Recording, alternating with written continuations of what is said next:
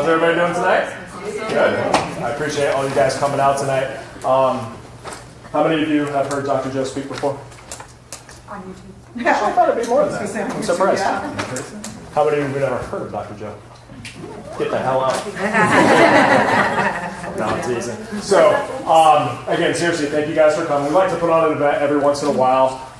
As I said in my post on Facebook about, a lot of us struggle with weight loss or perhaps more importantly, sustainable weight loss. And at the Diet Doc, we're very proud of our approach to health and nutrition and so on and so forth. And so this is the man who created it. Somebody on the post said, did on the thread to the post, and did Dr. Joe invent macro-based dieting? I said, pretty much invented nutrition. So you guys are really going to learn a lot of stuff. I just want to give you, for those of you who are not familiar, don't worry, I'm not reading all of this. But he does have degrees in physical therapy, health, nutrition, health education, and literary journalism. He has competed in pro bodybuilding's largest venues, from the Mr. International and Mr. Universe contests.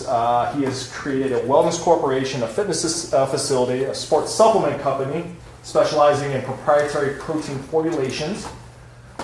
He began licensing the Diet Doc business model back in 2007, and I actually am very happy to be able, hey, what's up? Everybody, let's look at Lauren. Make her feel real uncomfortable. Yeah, Brian's in the back. I'm actually proud to have the bragging rights to say that I was actually one of the first to sign up. I was part of the first group to open up an office, and I think we're up to 120 offices around the world now. Pretty cool. We do have offices North America, Australia, Singapore, South Africa, New Zealand, and the UK. He has been invited to speak at universities, school systems, fitness camps, medical organizations, and Fortune 500 companies. He's a contributing science editor to Chalo Publishing for 14 years. And this is really cool. In 2009, Dr. Joe created the Shadow Foundation to spearhead efforts to decrease childhood obesity and to improve youth nutrition. The first inspired the first movement in the first educational mentoring project launched in 2014. So you guys are in for a real treat. For those of you who haven't heard Dr. Joe speak before, I hope you enjoy it. Well, let's give it up for Dr. Joe. Thank you, guys. First of all, let's bring the expectations way down from that. Hope you don't mind, we are going to stream this live through Facebook, so you don't have to be on, you don't have to say anything to expose your identity, that kind of thing, but we want a lot of our owners and clients around the world to be able to hear some of the things that Michael's doing up here with you guys, and Candace. Do we have any other Diet Doc program owners here? I don't think anybody. Yeah, Candace. Candace, down there, excellent. She was in her office down in Haverhill. And actually, real quick, I actually wanted to say this earlier. I actually met Dr. Joe 20 years ago in the same exact situation, actually at a camp that was supposed to be happening this weekend. And I listened to him. I was just a kid back then. I listened to him speak, and that day I think I dropped $500 down, and here we are today. So here we are. I mean, this is good stuff here. We're going to keep those expectations. Okay. So just as a little bit of a segue so you guys know exactly how this relationship has kind of borne out, Michael was one of our very first program owners about, I think it was 12 or 13 years ago. I mean, I was asked by somebody else to create some kind of a franchising opportunity, create curriculum so that he could do exactly what I do. He was a gym owner in West Virginia, and so when I launched this, Michael said, I'm in, and I remember having 4 or 5 of the initial charter owners fly into Evansville, Indiana, where I'm still based, and now we have probably brought on about 175, maybe even 200 owners around the world. And the most exciting thing about that journey for me is, having been doing this for about 25 years, is I started, like Michael, working with clients. I was a physical therapist first. That's what I did out of school, was in orthopedics. And then I kept doing, graduate work in nutrition, health education, that kind of thing. But for my own knowledge, I was just very interested as a professional bodybuilder back then.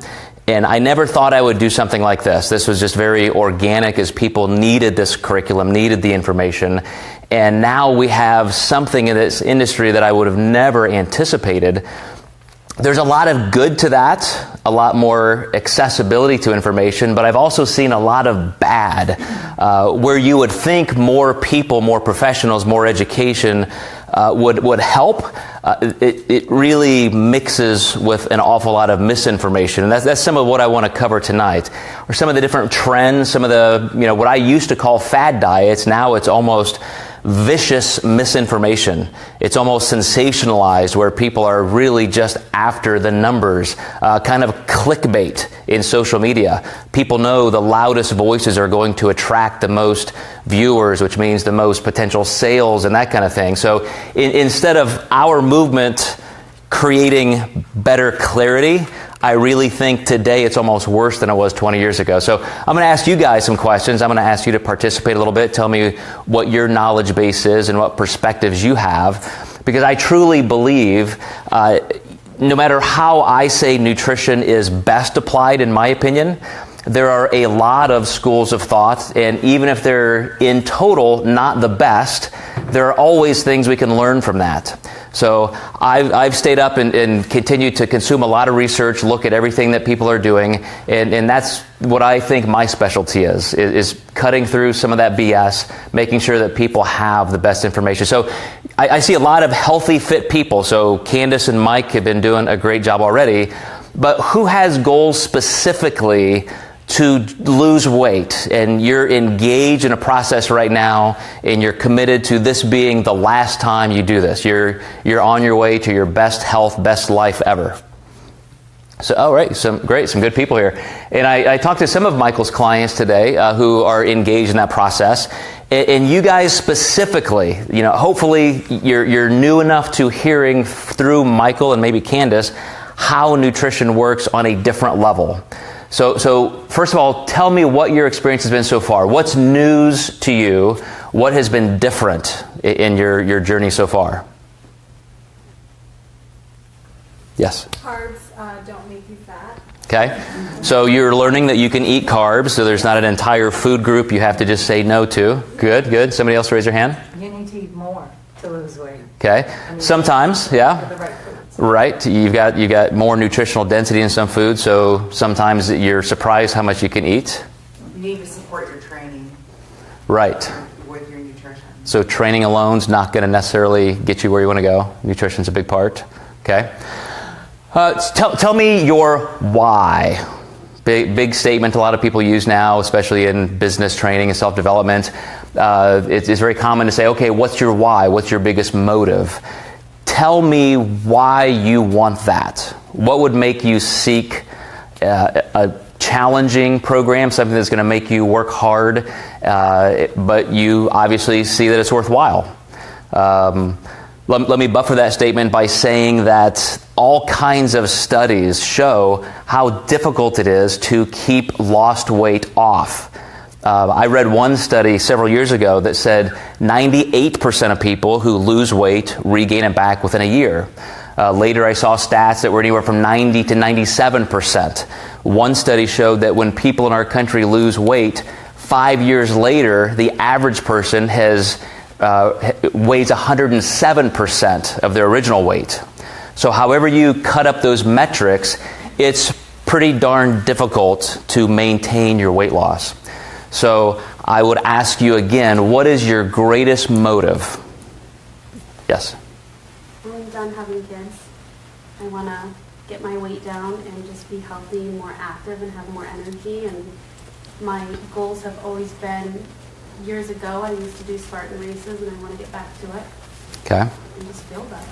Awesome. So feeling better, getting that energy back, some time for you now that the kids are moving on. Who else has a goal? Specific goal. This is why I want to do this. Right now for me, she mentioned Spartan races, and we talked earlier that I started late in life for obstacle course racing, and one of my biggest challenges is a lot of my hanging stuff, and a lot of that is due to excess weight and trying to do certain things. So I have specific goals around racing that I'm trying to meet, and I feel I have to lose the weight in order to do it. Gotcha. Anybody here want to look better? Okay. Oh, finally. Okay, now you offer that one. All right. So there are, we're complex creatures, so we often have a lot of different goals. But that is typically the one that drives people in the door most often. I was actually giving a lecture to a high school yesterday. And in Evansville, Indiana, we have what's just perennially one of the top 5 high schools of the country. So this is 100 kids. I've been asked to do this, I think, every year for about 10 years. It's always the freshman health class. So I know I've got about 100 of the brightest minds in the country in front of me. And so I ask a question like that, because these are teenagers, right? They're 15, 16 years old, and what's a health scientist going to do to make it fun for them? I'm just a guest speaker. They all come in, they immediately put their headphones on, and the teacher makes them take their headphones off, and so I've got a tough crowd. So I asked that question yesterday, and of course, one person raised their hand and they started talking about being healthy and so forth. So I said, well, how many of you are worried about your cholesterol level? And of course they laughed. They're 15 years old. So I asked again, tell me the real reason you would be interested in losing weight, becoming healthier, that kind of thing. And somebody, said because of how we look. And this is especially true for adolescents. I've seen child psychologists do studies like this, do questionnaires, and the number one concern, and I'm talking life or death crisis for teenagers, is their appearance. Specifically, number one in that category is their complexion. So they're not worried about world peace and things like that and their longevity, but they desperately care about how they look. And not so ironically, that's, as I said, what brings even adults to us more than not. And that's not a bad thing. I could get very social psychology-y on you guys and talk about how we as Homo sapiens are very pro-social. So we do care about, what we look and where we fit into the group and that kind of thing. That's entirely utilitarian and even helpful. Because if you didn't care about things like that, wouldn't you just kind of dive over to the hedonist side? If you didn't care what you look like, why would you just stop eating? I mean, pizza tastes good. I'd be 200 pounds overweight and wouldn't give a shit, right? I mean, so the reason it's good is because it does drive you to compare yourself to other people, which can be very bad. But we can take some good elements of that in context. So in my conversation with these kids, trying to make them feel like it's okay to worry about how you look and so forth, keep that in the perspective of, giving other people a break. One of the things I love to do with kids is talk about those more global personal issues, how they can interact with other people. So we want to care about how we look, but we also want to care about how we treat other people and not, judge other people by those kind of things. So in that vein, I asked the question, has anybody here thought about where you're going to be in 5 years or 10 years? Anybody in this room self-aware enough and maybe vulnerable enough to just answer the question, who do you want to be? And one guy instantly raised his hand and he said, well, I'm going to be a financial analyst and I'm going to be living in Manhattan and I'm going to be fit. He specifically said that. And I said, that's awesome. I'm glad you have those specific goals because I think that we certainly do end up surprised sometimes how those products of our habits and decisions sneak up on us. So I said, how are you going to be that person? And of course, he's going to go to the right schools and so forth and make the right contacts and end up on Wall Street. And in this particular school that I'm speaking at, that's more than likely going to happen. If that's his goal, that's going to happen. But I said, why do you want to be fit? And he said, because when you're fat, people don't take you as serious. And that just kind of, that's a heavy weight, right? In any room, that is a heavy weight. And I said, well, unfortunately, that is unbelievably true. Social science research proves that to be true. It can be your race, it can be your religion, it can be the way you look, it can be your age, it can be your gender. Pick anything, and we are instantly categorized. And again, that's part of normal evolution. That's what your brain does. When stimulus comes into your brain, you automatically categorize it. It goes through grids. The first thing is threat or non-threat.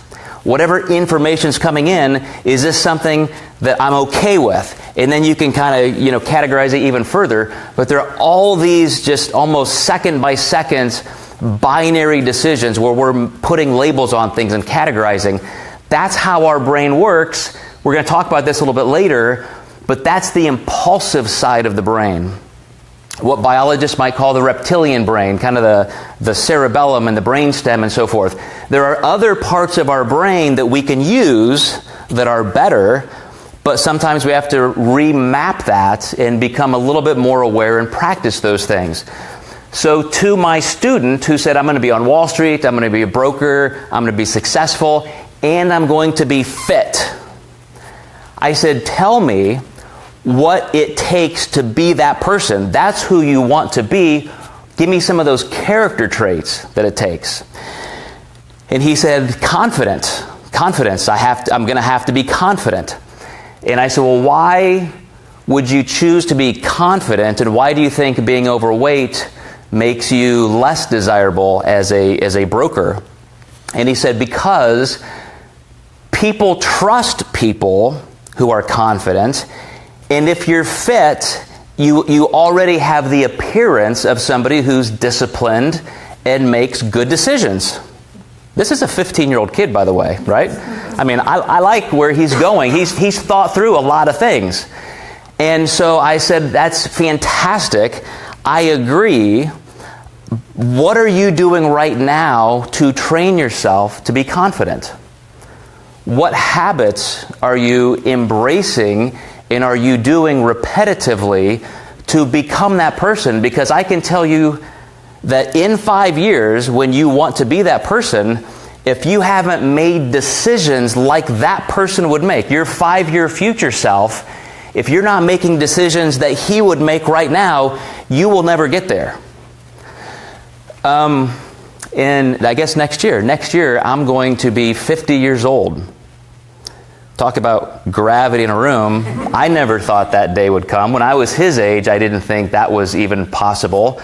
I thought 50 years old, I would be in a wheelchair or something. But all of those cliches about time sneaking up on you and, man, it goes fast, it's way worse than that. It happens faster and it's way more painful, I can tell you. But interestingly, I found we adjust to those things. We change and we learn new things. We evolve personally. We have different lives. We were just talking about, kids and so forth. And my youngest child is a freshman now, and I have 2 out of the house. And so all the things that my life has revolved around in the last 20 years is very different.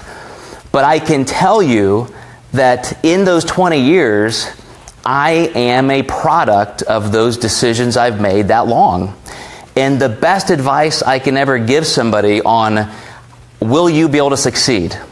If 90 to 98% of people regain all their way back and they fail over and over and over, you have not learned yet to listen to that future self. We sometimes think that, man, once I reach this line, I've got it planned out. Here's my chart. As soon as I get to this day, or as soon as I lose 50 pounds, I will have met my goal. That's the finish line. Maybe it's the starting line. And maybe if you're not being that person, if you're not making decisions like that person in the future would make then, not only will you never get there, but you'll never know what it's like to sustain that and move forward. So one of the things I'm going to kind of circle back to is some of the things that you can do with your brain, your organic brain, not just emotions and thoughts, to ensure that from day one when you start a process like this, you're setting yourself up to succeed. But you guys came to talk about nutrition, right? Learn some stuff. Learn some science. So tell me right now, there are always cyclical trends that happen in the industry, and I think the hottest one right now is probably intermittent fasting. Has anybody had any exposure to that? Any comments? I want to kind of tackle some of the major diet options, the methods that are available to you, and maybe talk about some of your experiences. So that one or anything else, low carb, low fat, what have you guys done? And tell me, most times you have some success, whether it's not long term. So let's just talk about a couple experiences. Tell me what you guys have done.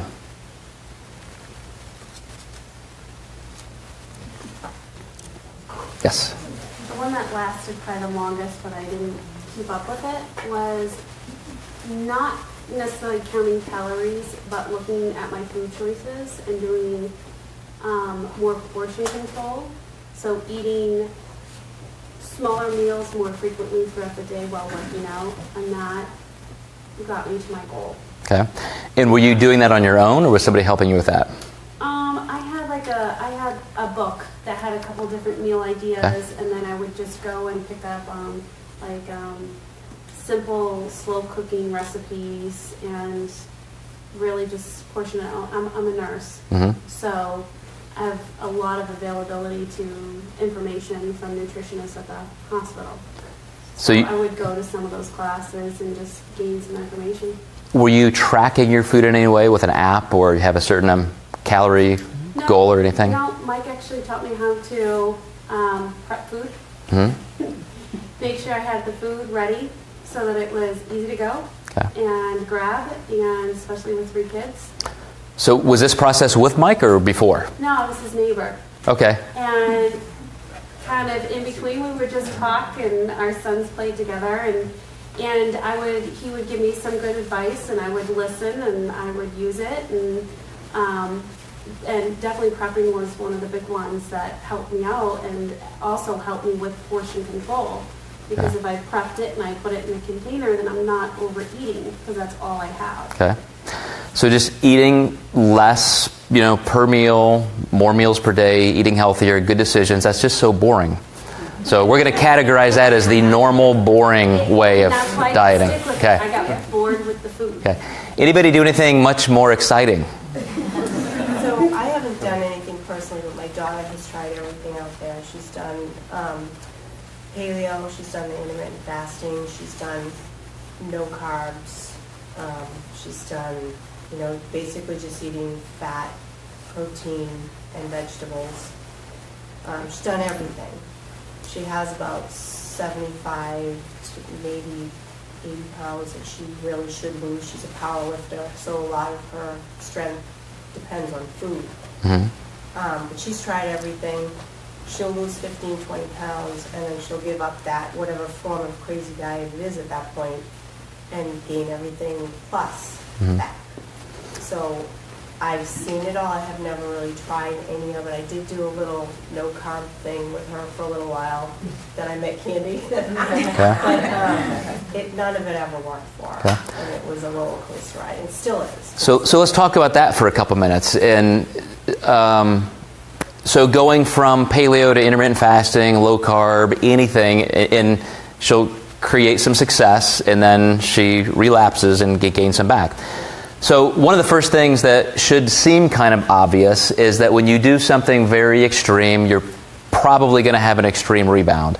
So I want to explain a little bit of the metabolic science behind that and show you the different ways of dieting and why they can be successful short-term or even long-term, but what you may learn from some of those and what may be just in a wholesale way ridiculous. So a lot of people compare the zero-carb or low-carb diets to kind of a normal balanced diet as the antithesis of each other. And you almost have to park yourself in one camp or the other. And I did a lot of literature review work about a year ago, and I wrote, I think it was about 10 articles that were in Huffington Post. And I really, at this time, because I hadn't done it in about 20 years, I wanted to go through all of the current macronutrient research, look at all of the stuff being studied out there, and find out exactly what research was showing to be the single best way to lose weight. So, of course, what rises to the top, what people are most interested in, are the ketogenic or low-carb diets. You know them by names like the Atkins diet. Paleo is a version of it. South Beach diet is back in the game. They're doing a lot of advertising again. So all versions of that, you almost have to love it or hate it. That's what in the pop culture magazines you would think.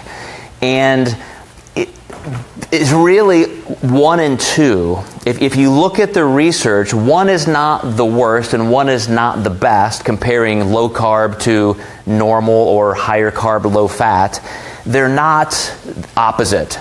1, when studied, even against every other diet option, 1 of them always comes in first place, 1 of them always comes in second place. And it really depends on how they're studied. So if you have a low-carb diet, and I mean like 0 carbs, you just eat protein and fat, you will lose weight very rapidly, and I'll explain why in a few minutes. Because you're getting rid of your body's primary source of energy, which is glucose, or carbohydrate, which is most easily converted into glucose. So almost 100 trillion cells in your body, and if you're taking away its primary source of glucose, it has to go to a secondary source of energy very quickly, and the most readily available at that point is going to be body fat. And if you're not careful, lean body mass or muscle tissue, if you go too far, which is one of the dangers of those diets, but you can get rapid results. And you can also end up impacting cholesterol. Even though you're eating high amounts of saturated fat potentially, you can see your overall cholesterol go down, your LDLs go down. So a lot of physicians have gotten on board with this because it's extremely effective initially. But who here has gone on a low-carb diet where you're basically just eating no starch? Okay, how great was it? I mean, was it awesome? Like, is anybody still doing that now? So the reason it's so torturous is because, again, as your body's primary source of energy, you're basically putting yourself in kind of a starvation mode. You can adapt. And for your brain to start living happily on ketone bodies, it takes 2 to 3 months to get into an adaptive state. And then you have to stay there for your body to really become efficient at that. And even then, I would argue that it's not the best, most healthy way to live. So somebody who eats just that way, like I said, they're going to see initial results that really look fantastic. And even in research, it's going to show up, that blood work is coming back and so forth. But there are 2 ways of doing research on nutrition. One is for you to sign up for this study, and you get assigned to a group, and you're told, okay, this is how you're going to eat. Go home and eat this way, and then come back, and we're going to weigh you occasionally, do some body comp analysis, and then it's called self-reporting. So how many people who are on a 0-carb diet do you think come back in and say, oh yeah, I binged on 12 cupcakes this weekend. I still want paid for my part in the research project. So we know, just from the people who even admit that they're lying, that there's up to 30% false data. So you're a researcher, right? And you're trying to make decisions based on all of this empirical data. And the people who are willing to say, I lied to you during that study, is 30%. I mean, to me, that's almost invalid. I don't know how you could even do nutrition research that way. All of those studies that compare low-carb diets to others, when it's self-reported research, those ketogenic diets win. Low-carb diets win. And you know why they win? Because at least 30% of people aren't doing it. They're lying and they're still eating carbs. When you put people in an inpatient setting and you say, okay, you signed up for this, sucker, so you get no carbs, and I mean no carbs for 12 weeks or 24 weeks, and so you're locked in a cell basically, guess which diet doesn't win then?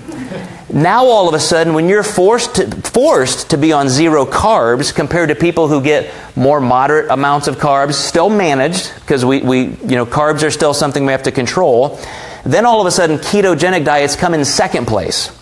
In a lower fat, higher carb diet wins. So again, they're always first and second. I'm not saying low carb diets don't have a place. Dominique, one of our friends down in Florida, is a professor, I think, at University of Florida, has done all kinds of research. If you want to learn about ketogenic diets, he's the guy to learn it from. He gets millions and millions of dollars in grant research from the government to study this stuff. He does it for people like Navy SEALs. He has a TED Talk and all that stuff, and it's phenomenal research. If you want to live like that, if you want to live on zero carbs. So Dom, I've been with him a few times in Florida, and he typically eats twice a day, and this is his low-carb diet. He gets, kind of a salad for breakfast and lunch, breakfast and dinner, and he'll make, maybe a dozen eggs or something like that for breakfast and put half a pound of bacon and make this, big breakfast omelet, and he'll put a stick of butter in a cup of coffee, like one whole stick of butter in a cup of coffee. I don't even like coffee to begin with, so I don't even know what a stick of butter would taste like, but apparently people like that. Then at night he'll do the same thing with maybe salmon and so forth, but zero starch. And this guy, because he understands that for people with things like stage 4 cancer, epilepsy, talk about kind of a zero inflammation diet. Somebody had questions earlier. I mean, if you want zero starch, zero sugar, you're going to have some health benefits. There are some good things to that. As I said, in clinical research, it doesn't even show up that it's necessarily better. At best, it's close to as good as a low-fat, more moderate carb diet, but let's say for certain medical and health conditions that it's viable. Could you still eat that way? Would you say, I will never have another French fry? I will never have another piece of birthday cake? Because when you do that and you're keto adaptive, you've just screwed the pooch. It's over. You now have to go through that whole acclimation process because you're throwing sugar into a system that's used to being run on ketone bodies. Now, Dom would say that's not entirely true.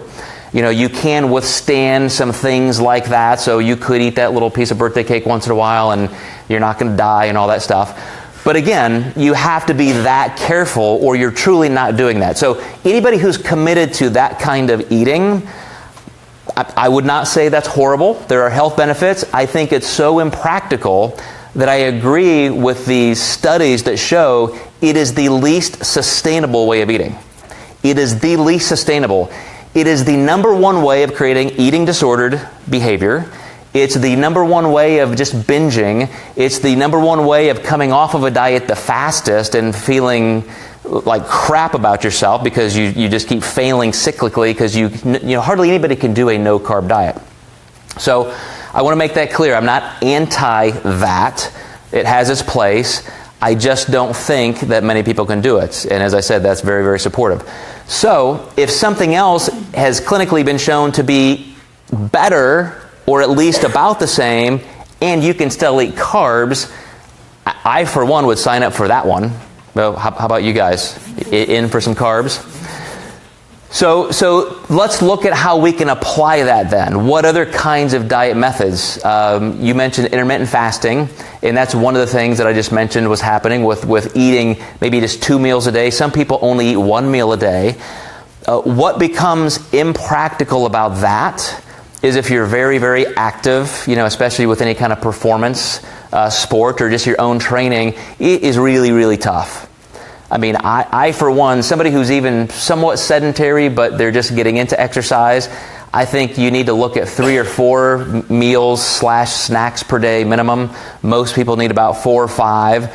But what I do like about intermittent fasting, and the fact that in the last 5 years it's kind of become this craze that most people have tried, is gotten us weaned off of the idea that we just have to eat around the clock. Oh my God, it's been 3 hours, I got to eat or I'm going to lose 10 pounds of muscle. Or my metabolism's going to crash and I'm going to die. I'm going to gain 50 pounds of body fat because I missed a meal. So many people have that mindset that we've created addictions to food and we almost set our clocks around eating. And so for people to see, wow, I can eat 2 meals a day or 3 meals a day, and I'm not losing muscle, I'm not losing strength. Matter of fact, oh my gosh, I can go 6 hours without eating, and I didn't die. That creates, a really big release in us feeling like I just don't have to format my entire schedule around food. So I've done all kinds of things. For one of my master's degrees, I did a 6-month stint of vegetarianism. I repeated that years later for a full year because I wanted to see, at the time, another wave of vegetarianism was kind of hitting the market, and I wanted to test more of the practical nature of that. Do you guys have any questions on specific types of dieting like that? Yes. Vegan? Is that something you're interested in or that you do? I've tried it. So I'll give you my experience and kind of put that against what I think normal physiology would support. In my first master's degree, I was a bodybuilder, and I was young and pretentious and thought I knew, more than all my professors and all that. So going through a nutrition program where most professors are talking about, kind of the RDA and, this is the way things are. And here I'm a bodybuilder reading magazines that say you should eat 300 grams of protein a day until your kidneys are exploding and all of that. So I wanted to kind of prove that eating the RDA level of protein would be ridiculous. It would you're going to lose all of your muscle. So I was at the IU Med School and in the National Institute for Fitness and Sport. I was hydrostatically weighed by people and so forth at the beginning and after for 6 months. And I was a very specific diet. I had 75 grams of protein a day.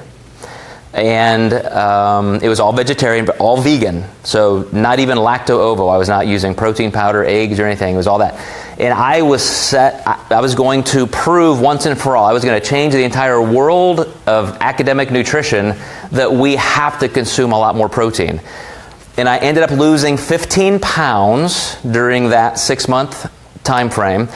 And so you would think, okay, now a bodybuilder who's training hard, doing cardio, dieting to lose 15 pounds, with protein that low, no animal products, probably almost all of that 15 pounds was going to be muscle. That was my contention, and 0 of it was muscle. So basically, I proved that all of science and my professors were right, and I was wrong, and the entire bodybuilding culture was wrong. But that was 6 months. Since that point, most science agencies, at least 20 of them, have come together. They even had this huge protein summit in Washington, D.C. a few years ago. And based on a lot of compiled research, they moved the RDA level of protein. For my body weight at that time, the RDA would have been about 50 to 60 grams of protein. So 75 was just a little bit over that. So they now all agree that about twice the RDA is better for health. Not just, here's the amount of protein for you not to die, but what would be healthy. So for somebody my size now, you would be looking at about 120 or so, 130 grams of protein to be optimal. So I decided just a few years ago, I'm going to redo this for a full year. And I had all my blood work done. And I especially wanted to see if just being casual about it, not necessarily tracking to the gram and all that stuff, can somebody live a healthy, normal life and enjoy that? So again, it was very liberating. I can go to Subway and just get a veggie sub. I'm just mowing on this foot-long thing of bread and veggies, and I don't have to worry about protein. And again, anybody who does this, a bunch of my clients did this because they knew I was doing it and they were excited, and everybody instantly feels better. The first couple weeks, like, oh my gosh, I feel better, I feel lighter, I'm losing weight, I just feel cleaner, better, all these things. I got to about the 9th through the 10th month, 11th month, and I just start feeling kind of softer, and I'm losing strength. I just wasn't feeling well. I think I noticed drops in libido, things like that, but I just wasn't sure. I would just, because, a good scientist almost tries to talk themselves out of their own biases, right? So I'm always, if I'm looking for something like, is this going to be this or this, I almost has to be overwhelming to me to say that that's a factor. So I finally get to the end of a year, and I'm like, okay, I don't know how this is going. I don't know if this is really livable. Maybe it's just me. Maybe I have seasonal affect disorder or something else, but we'll get some blood work and we'll see. I thought after losing a little bit of weight that year and just having no protein, I would at least have lower levels of cholesterol, things like that. There was no change in virtually anything. I mean, some of my health factors were just off by 1. Like if my blood sugar was like 72, now it was 71. Or my LDL, if it was, 58, now it's 57. I mean, it was just, they were all a little better or a little worse by that small of margins. So I decided, I don't know, I'm not feeling that well. I've put in my year. I don't know if I want to live like this, because some of it was even just social conscious reasons. I understand that, eating animals is a higher cost to our planet and that kind of thing. And so I just thought, if this is a way to eat that's going to be better, I'm going to try it. So I decided after that year, I'm going to have a steak. And I mean, like, as I'm just chewing that first bite, I just feel like life coming back into my body. And talk about strength and energy coming back. And I'm just going to tell you that you can't outdo 5 to 7 million years of evolution. The intestinal tracts we have, the teeth we have, the fact that we have thrived as Homo sapiens when we were kind of a mid-pack species to destroy every other hominid group on the planet and rise to the top of the food chain. I've studied, I took a class on evolutionary biology just last semester at Harvard, and I can tell you that just because you want to be socially conscious doesn't change your biology.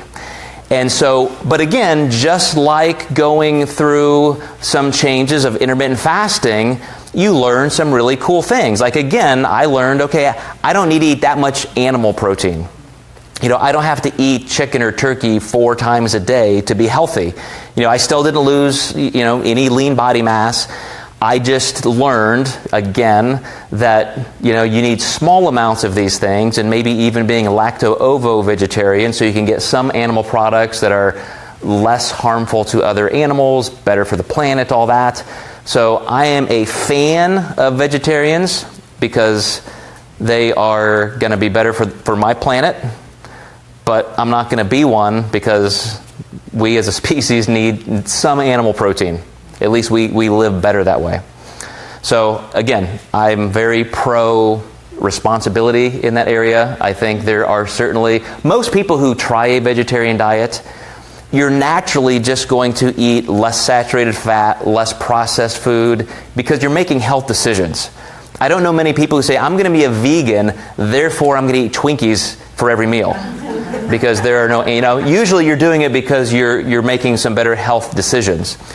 So I'm all for people trying that. I just think after a certain amount of time, you're going to see that some animal protein is going to be better for you. So thank you for that good question. I hear you about that. I did it for a while, and then the first time I had that burger, it was like the heavens opened up. I was like, oh my God, Yes. this is the best thing I've ever eaten. So I hear you. There is a God, and he has a meat cleaver in his hand. Who else? Who's done some other kind of diet that's not normal and boring, like I have a question. us? If we can take a step back. Yes. You keep referring to intermittent fasting. Mm-hmm. Can you explain that? I'm not familiar with it. So intermittent fasting, I'm not even sure if I understand or know the genesis of it, like where it originally came from, but I do know, I heard Jack LaLanne speak years ago before he passed away, and it was really unique for me to hear him say he only ate 2 meals a day. Now, he was 92 years old at the time, and he could still do one-arm push-ups on the stage, but he said, I eat at 11 in the morning and 7 at night. And I think it was mostly like big smoothie things, like he's putting everything in a blender and all this kind of thing. And, if you're 92 years old, your metabolism is a little bit slower anyway. Even if you're active, that's just going to happen. So I don't know where that started, but something became a craze. Maybe even before that, I heard of one guy who would eat 1 meal a day. So it's not days of not eating? No, that's the intermittent part. So one of the schools I went to, I had a class on medical fasting. Things like the Mayo Clinic, they do things sometimes called a very low-calorie diet, which is 500 calories or less. If you have to do an emergency surgery, you need just weight gone. Some people do fasting for other holistic reasons. And so I had this course, and it was optional to do this, but you could participate in fasting. And so a lot of us students, you know, the professor wanted us, if we would, to do like 1 day a week of fasting, so 24 hours. And again, you just learn, like, wow, I can not eat for a day and the world still goes on. And, you know, it makes you just more disciplined, and then it's just easier to do other things, make other decisions. But we could also do a prolonged fast where you would do it for, you know, a day or 2 days. And I went 5 days on just water. So not juice. You know, a lot of people say, oh, I'm fasting. I'm fasting because I missed a meal. You know, that's not fasting. Or I'm fasting, I drink, you know, 70 quarts of grape juice every day. You know, fasting is nothing. And there are some really interesting autolytic things that happen in your body where you're digesting everything. And it's, you know, supposedly that's how you get rid of a lot of toxins really fast and that kind of thing. And you're bringing systemic inflammation down. It's really weird. I mean, you'll see why certain religions call fasting, you know, a spiritual discipline, because when your body is not digesting anything, because that's about 50% of your body's energy all day long. It's just, you're either digesting and metabolizing and assimilating nutrients, or you are repairing and so forth, regenerating. And when you get rid of the digesting and assimilating part, and your body's just quiet, and you have no energy because you're not eating anything. But I can remember you know, you're just peaceful. Like even when you're walking around doing things, I was still in orthopedic physical therapy, so I'm treating patients. And you're just like quiet. And you could sit down on a couch and you feel like you are one with the couch. Like nothing is going on in your body. It's just so peaceful. Obviously, you can't do that forever. I mean, so after 5 days, you know, I broke my fast as properly as we were taught and all that. But intermittent fasting is to say, okay, those same principles apply. We don't want to be digesting and shoving food on top of food on top of food on top of food. So let's get some food in there and then give your body time to use it and get completely empty before you do it again.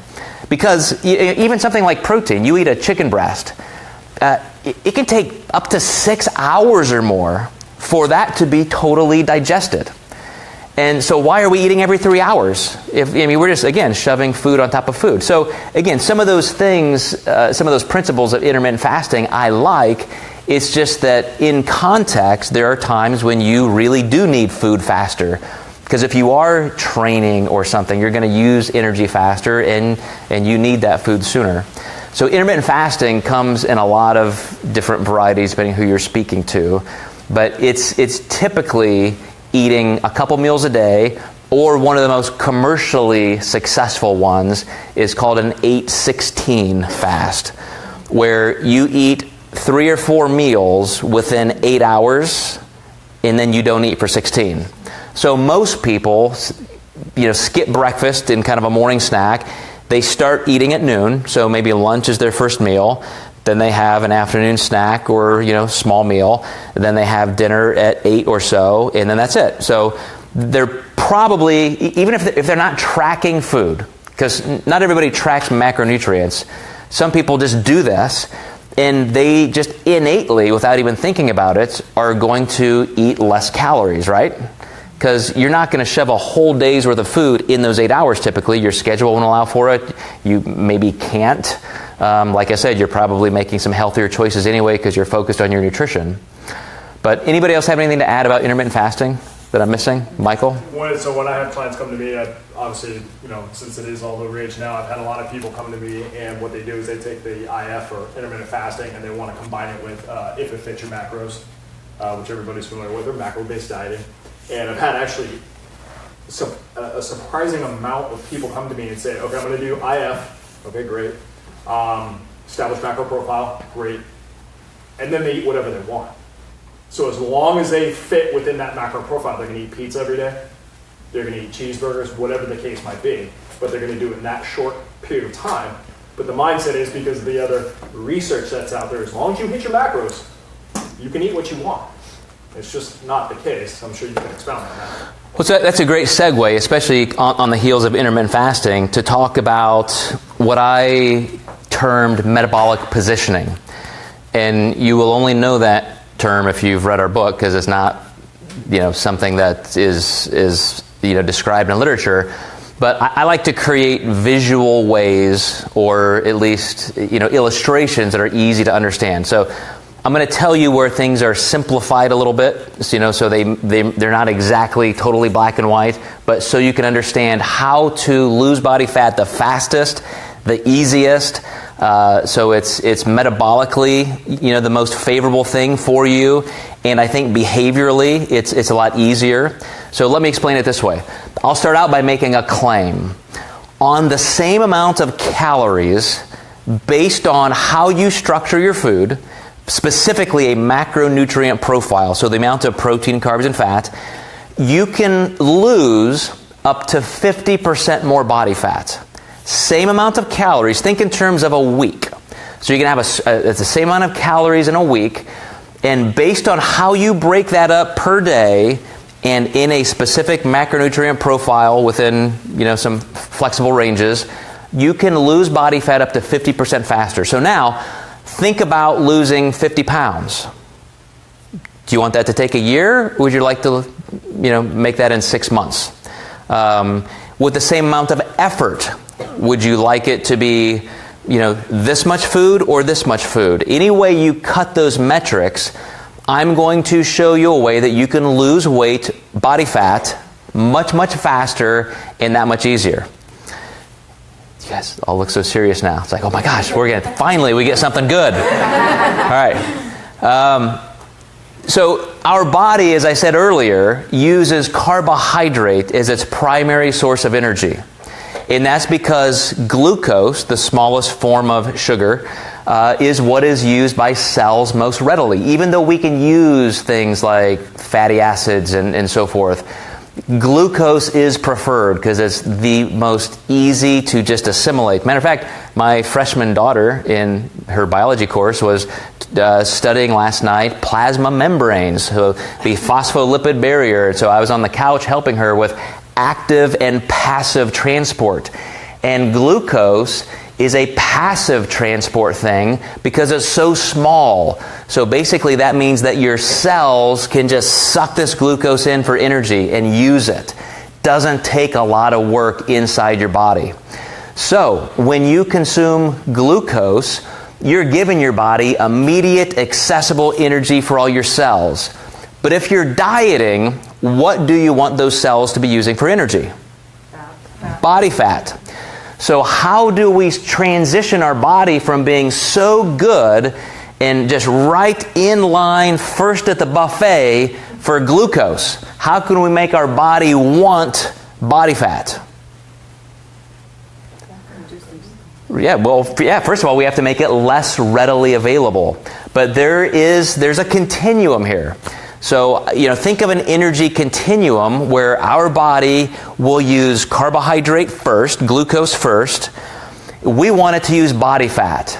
So now we have this spectrum, and we've got to get from point A to point B.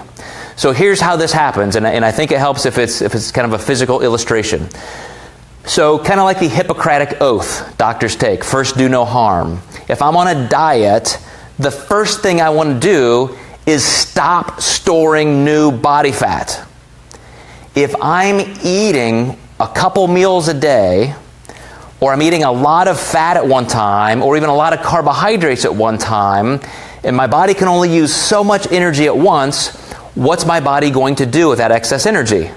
It's going to store it as fat. So the first thing I have to do is stop storing fat. So first you have to know this. There is a finite amount of food you can consume in one meal without instantly storing it as body fat. And that's a little bit of a misnomer because you're going to start some storage as soon as you take your first bite. Your body's primed for that. You start producing amylase, other enzymes to digest it. Insulin starts secreting. Even if you eat protein, your body starts releasing insulin, which is the storage hormone. Even if you just smell food, your body starts doing this. So you can't stop it completely. So when I say I'm going to try and create a nice, clean, physical illustration, just remember it's not black and white or just flipping switches on or off. There's a gradient But if you make these percentages work for you, you're going to get all of the result. So the first thing I have to know, if I'm over here and my body is used to carbohydrates, and I'm not necessarily losing weight, so I'm just getting ready to start my diet, and here we go, step one. I can only eat 25 to maybe 50 grams of carbs at a time before I start really storing them as body fat. And that's very contextual. Some people can eat a lot more than that, some people can eat less. Totally dependent on your metabolism and your context, activity level. If I've just run a 5K, I can use a lot more than 25.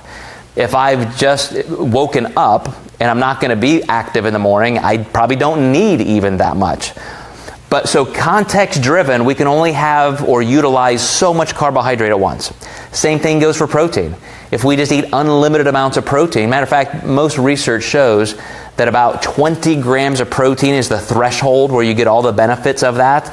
And you go much more over 25 to 35 grams, and you just start converting that protein into glucose.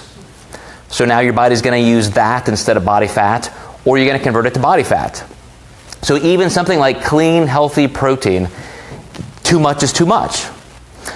So the third macronutrient, fat, this is why a low-fat, higher-carb diet wins every time, even against a low-carb diet. Remember I said in an inpatient setting, it wins every time?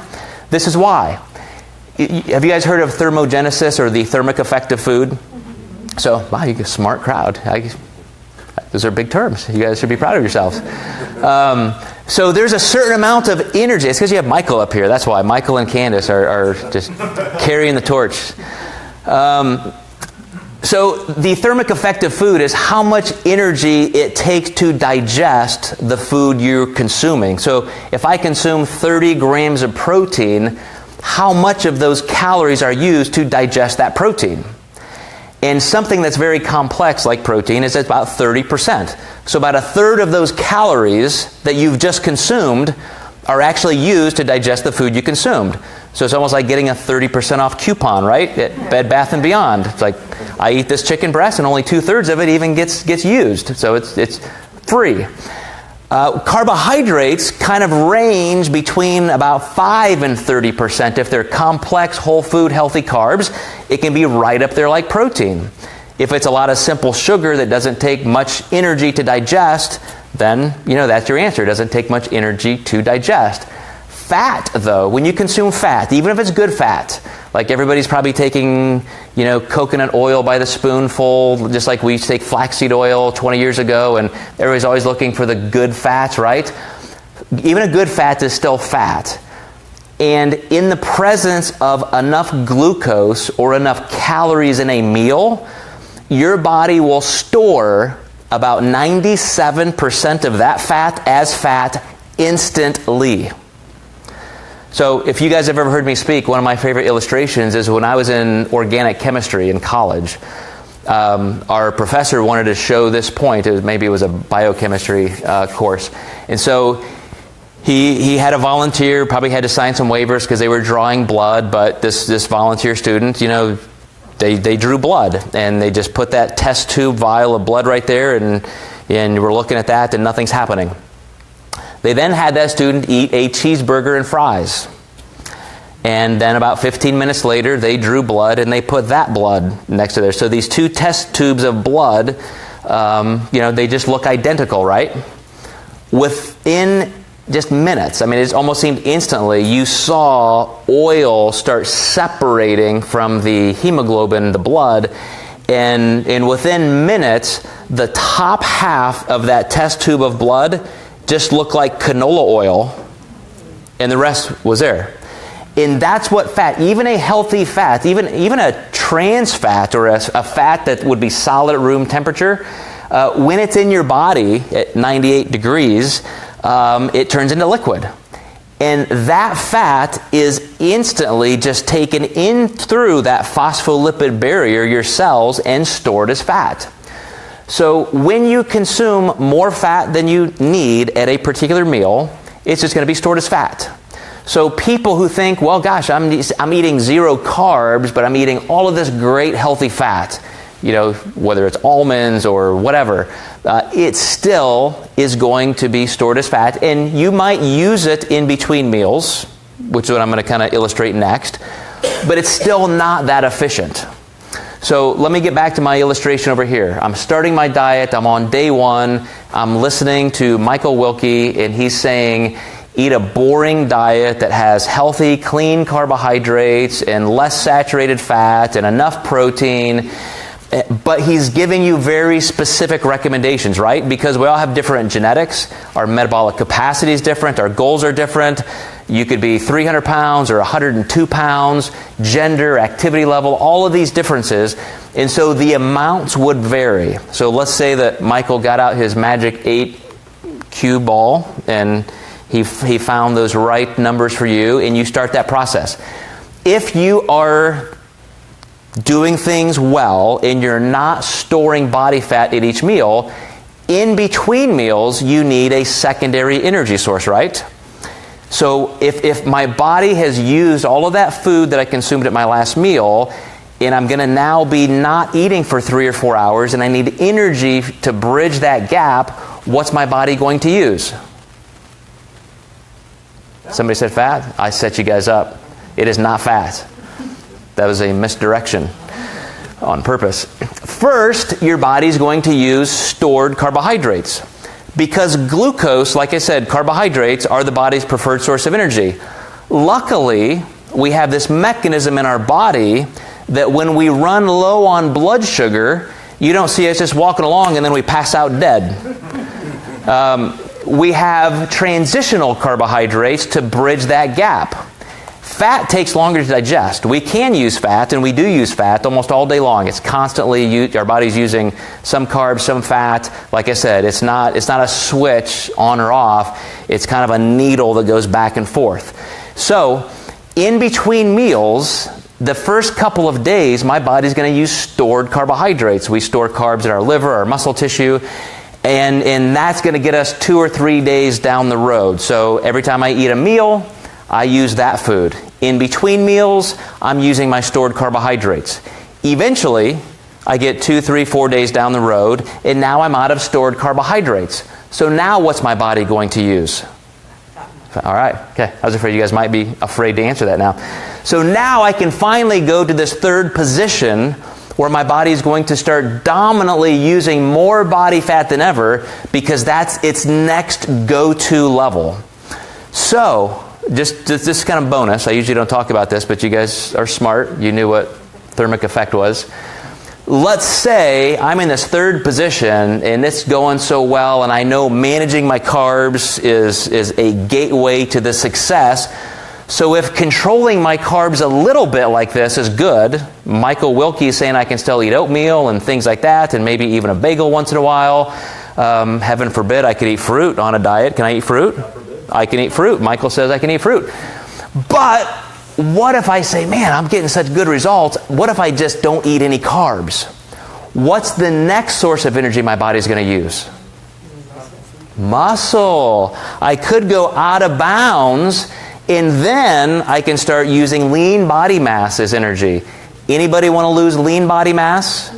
Which decreases strength, bone density, metabolic capacity. So now you're going to be using less and less calories. So we want to guard against that. That's one of my beefs against that ketogenic diet. I said if you have a medical condition, you really need to be on 0 carbs, you should do that.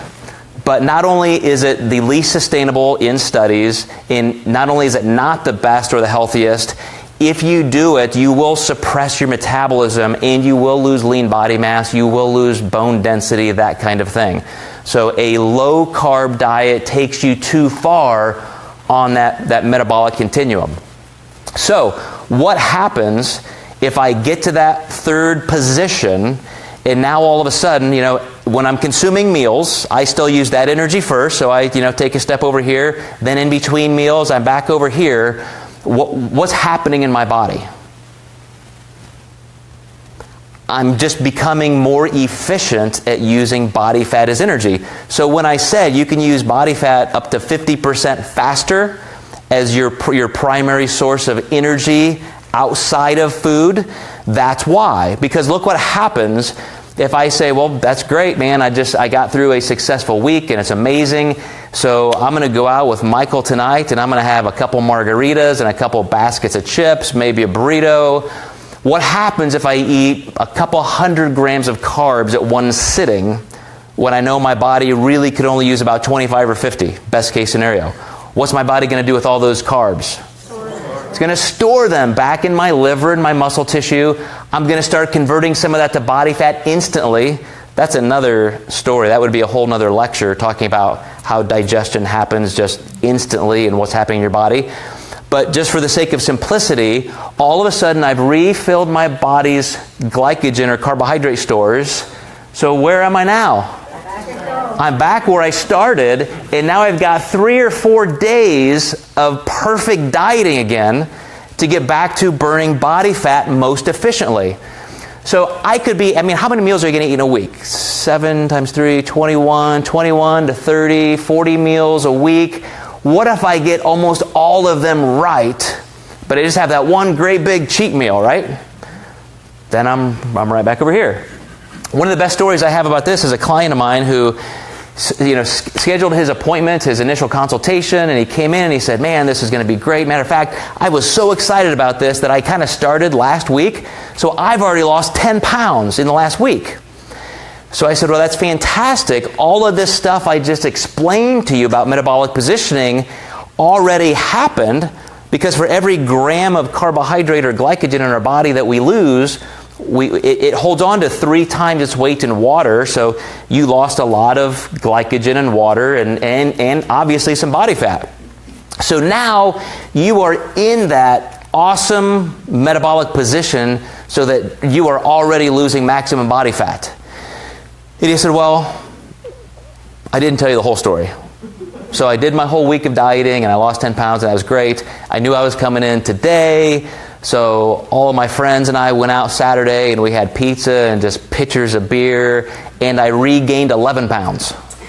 So lost 10 in a week of great work, gained 11 in one night of fun. That, my friends, is America diet. That is us at our worst, but is it really bad? You work really hard for a week, right? You should get a little playtime. You should get a little reward, right? It's just the amount in the context, in understanding what's happening so that you can control those boundaries, because you should be able to have some rewards like that. And I don't even like to call food a reward, because then depriving yourself of food is that punishment when it's actually just maybe being healthy. So I think language matters, and we choose to call things like that just kind of a higher carb day or a higher calorie day, or a day that you're just going up to maintenance level so that you can sustain your metabolism better. But to just go out and have a blatant binge and then self-sabotage like that is definitely the price we don't want to pay. So some of this stuff is where I started 25 years ago, just looking at the field of nutrition and understanding how people are failing. And I knew, even as a young, pretentious academic, that all people had to do to start, if they wanted success, is learn. They have to be presented information. But again, there are so many more people out there doing this today without the training, without the support, that it's almost worse. Like, we're getting more extreme. We're getting weird stuff. And before I forget, let me just do this little kind of a PSA for Michael and the kind of training these guys go through. In our company, the Diet Doc, first of all, anybody who does nutrition consulting without being a medical doctor or a registered dietitian is doing it illegally. And every state has laws, and even just suggesting to somebody outside of education, you can tell somebody, hey, an apple has fiber, an apple has no fat, it's a healthy food. That's okay. As soon as you say, have an apple a day, you're prescribing nutrition, and you can be fined and you can go to jail. But, and that's why in our company, we go to the extent we have 2 medical directors on staff, paid employees. We have a registered dietitian. We have a health psychologist. Inside of our pool of peer program owners like Michael, we have nurse practitioners. We have pharmacists, all kinds of things. So when we train our owners and send them out there, not only are they getting the best curriculum and education, they're getting the best ongoing daily support. A question is a second away from being answered, but it's also legal and, in my opinion, ethical. So when I rail against bad information being disseminated out there today, like I did 25 years ago, I think it's a valid point because people get hurt. I can't tell you how many people I have come to me with all kinds of permanent digestive issues because I have a nutrition consultant telling them to do weird stuff, or permanent hormonal endocrine system issues because they were listening to somebody who should have never been giving nutrition advice. So that's why I love doing these kind of talks, because it gives you guys a taste of the kind of training that Candace and Mike and all of our program owners go through. So these are smart people. Let's give these guys a hand before we wrap up. Candace and Michael. So yes, sir. I'm just curious, if the body gets energy from three macronutrients, if you use the term it burns fat, it burns muscle, but muscle isn't a macronutrient. So what part of the muscle does it burn? Amino acids. Amino acids are the building blocks of basically anything biological, the nitrogen compounds. So your muscle fiber has amino acids. So a muscle fiber usually can't be catabolized. If you did a biopsy of a muscle tissue, you could have 200 pounds of muscle and then just waste away, go on a starvation diet, lose 60 or 80 pounds, and then do the biopsy. You will still have the same amount of muscle fibers there. You just have less amino acid content. So that's how you use muscle as energy. It's actually the amino acid content. So the thickness of the muscle fibers and so forth. So any questions on that stuff, the physiology, the nutrition elements? Yes. When you do that kind of damage to your body, like we were just talking about, all of bad nutrition, what can happen? Like I've seen girls. I have a friend of mine who had really bad nutrition advice, and her body's so messed up right now, hormonally. Can you get that back? Can it be brought back to a healthy state again? It's a rare case when somebody has permanent hormonal damage, and there's some terms that have been bantered around, like metabolic damage and things like that. It just doesn't exist. 5% of the population at large has thyroid insufficiency, and then you're put on Synthroid or something like that. You can be low in testosterone, things like that, and have hormonal replacement. So most of the time, it will recover. If you've been dieting extremely hard and aggressively and you've lost all kinds of weight, you can be metabolically suppressed. I have a client right now who is a professional bikini competitor, and she, in my opinion, is she certainly has body dysmorphia. She has veins in her abs, just tissue paper skin, and she thinks if she gains 1 pound, it's too much. And I've helped her gain 2, 3, 4, 5 pounds, and she just looks better and healthier. Her muscle tissue is getting fuller. Still no body fat. She's actually eating a really good amount of food, if she's being honest with me. But she just recently had some blood work done, and her thyroid levels are down. And it's because she's been in that sub-metabolic set point position for so long. Our bodies don't function well with that low of a body fat level. And when you're in that low of body fat level, your body is trying to survive. And it survives by using less energy, conserving energy. So those hormones are going to decrease because the master glands controlled by the brain are going to be signaled to slow down so that you can preserve lean body mass and organ tissue. So it's normal when you're that lean or you're dieting that hard for your metabolism to slow down, and it's going to be slowed down by decreasing things like thyroid and testosterone. Now, it can come back most of the time, 95%, if you will, because you let your body fat come back up a little bit. You don't have to gain 50 pounds, but you can bring your food intake up and bring your body fat up a little bit. But anybody who has gone to the point of severe metabolic insufficiency, then yeah, you might be stuck with having to supplement that medically. So, well, I'll tell you what, guys, I'm gonna wrap this up so we can stop this live feed, but then I'm gonna stick around, we can answer some questions. But I wanna ask you one final question. As I did with my class at the Signature School in Evansville, Indiana yesterday, who do you want to be? We specialize in our company with things like this, physiology, science, because I like it. So that's what we do. But the reason I brought in Dr. Corey Probst as our health psychologist, wellness director, vice president, and business partner is because 10 years ago when I met her, I knew this was what was needed more. If you don't have the emotional health, the tools to apply these things, there's no way we're going to get from 98% failure rate to a higher level of success. Because we don't have a problem eating better, making a few good decisions, losing some weight. We have a problem making that a habit.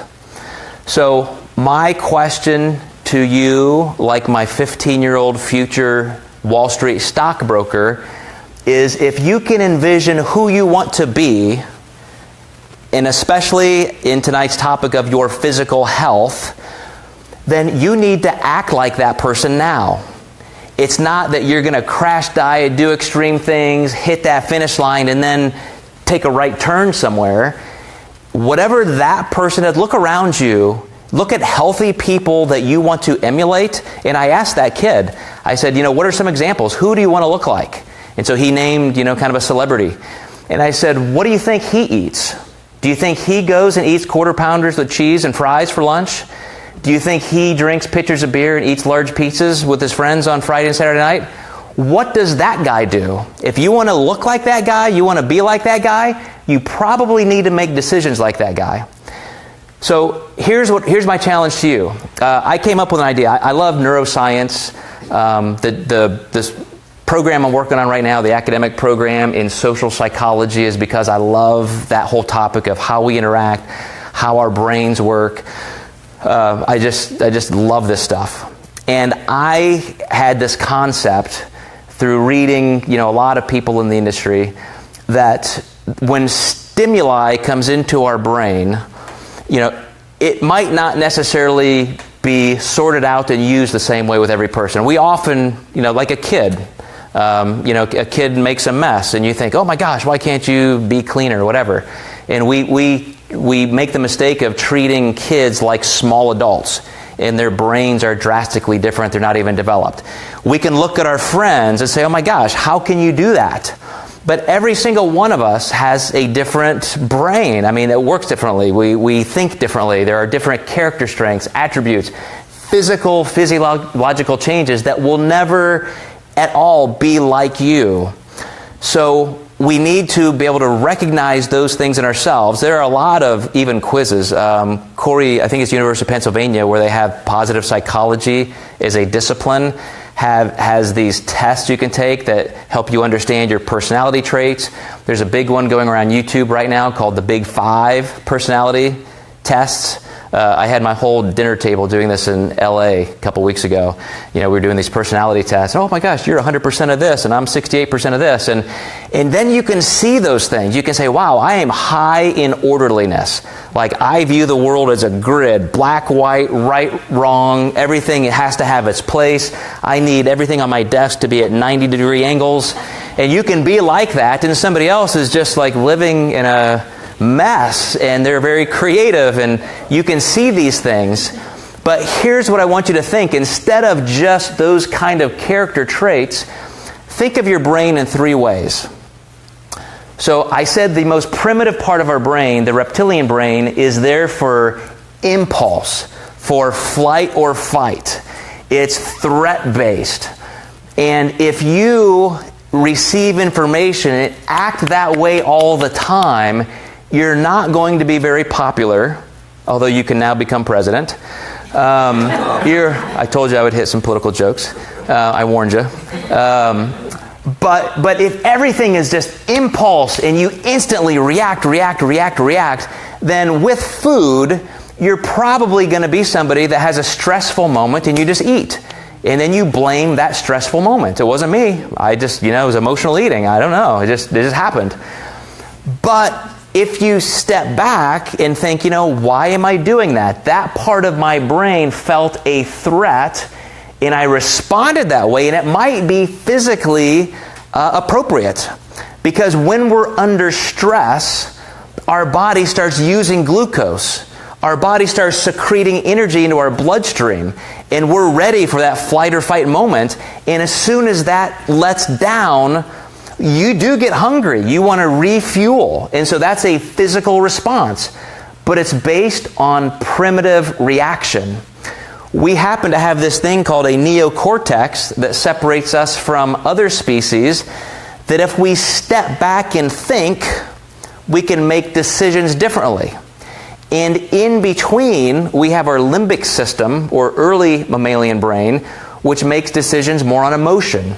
So you can have that massive threat-based decision-making capacity where everything is decided like that, very impulsively. You can have this emotional thing where it's just, maybe how you feel that day. I feel this way, or maybe this person says this, and so I'll try that, or I don't want to offend this person, who's feeding me this, so I'll just eat this, and we make decisions like that. Or your executive center, your neocortex, you can create a plan. And think of it like this. Anything you've been successful at, I guarantee you have used your frontal cortex more than those other two parts of your brain. The most highly functioning executive center of your brain is there to make those kinds of decisions. You don't pretend the other ones don't exist. You just, none of that's going to go away, but you have to learn to say, okay, I'm in this position right now. This is where I typically break down and I do this. Why is that? Is it because of some kind of a perceived threat or anxiousness? Is it because I'm just kind of putting too much into the context? What would I do if I was just making the best, most disciplined decision? The person I want to be, what decision would they make? And I just read, I was actually in the Nashua Public Library right off of Main Street this afternoon. So yeah, I get off the plane and that's where I go. That's what nerds do. And there was a whole section right next to the philosophy section. As soon as you walk in the front doors and walk back there, there's a row of philosophy section. Part of that is the self-development, and there's a great neuropsychology, neurodevelopment section. And there was a book. I should look at my pictures on my phone. I took a picture of it. The entire premise of the book was just that. Decision-making after a pause. This, whoever it was, psychologist or something, was saying, listen, you are a completely different person if every time you make a decision, you step back and you pause. And Dr. Probst, our health psychologist, I love her illustration. She said, think of it like watching your life on a marquee. Don't just live in your head and get stuck just rattling around. Just take a step back and say, okay, here's the situation I'm facing right now.